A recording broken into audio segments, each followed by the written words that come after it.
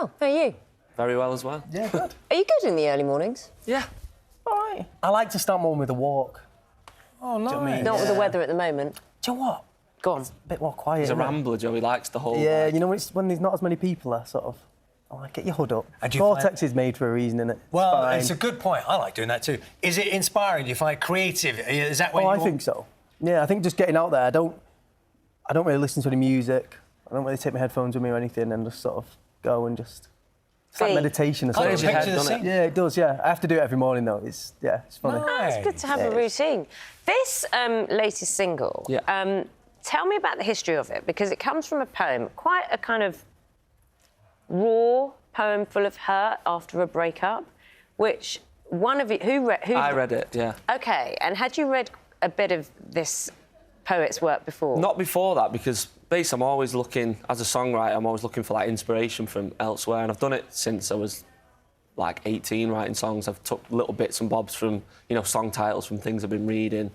So I'm always on the hunt for things. So I was just in a bookshop in London and I bought maybe, like, 4 books, and I was just, like, literally just flicking through, like, that one looks good, and then that was one of them. So then I was writing this song and then turned to... I was like, oh, I'm sure there was some bits in that poem which was kind of... I thought, oh, I need to go back to that. Because it's post-breakup, isn't it? It's all the things you have to avoid doing. Yeah, it's a to-do list after the breaking. break. It's literally what it says on the tin. Yeah. And I just thought it was a great concept for a song. And they start listing, you know, take refuge in your bed before...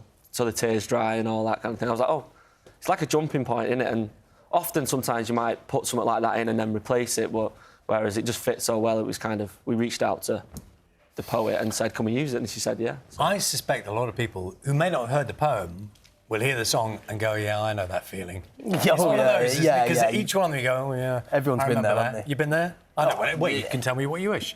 yeah, no, I think everyone's been there.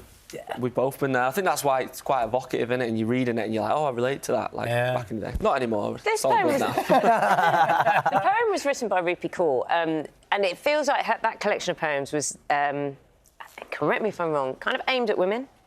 Yeah.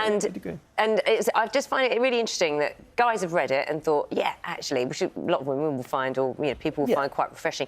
But then you've decided to have this as a duet as well. Yeah, well, at first, With I think Finley. she probably wrote it just from her perspective. Of Do you know what I course. mean? Which is probably more aimed at people who'd she be from her sort of Lived experience. lived experience and stuff. But then obviously anyone can sort of relate to that. Of course. Hence Love's why a obviously universal language, innit? So when you go Yeah, through exactly, yeah. a breakup, it's everyone relates to it, don't they? So, Yeah. but I think, yeah, going back to what you said about it's written from her point of view. I think to me it felt right to make it a duet, and the lyrics kind of screamed from both sides a little bit to me. And I thought it would make sense. And we're fans of duets throughout the years. Yeah. You know? Wow. We've kind of wanted one for a while. And Finley was an obvious choice. We're massive fans of her.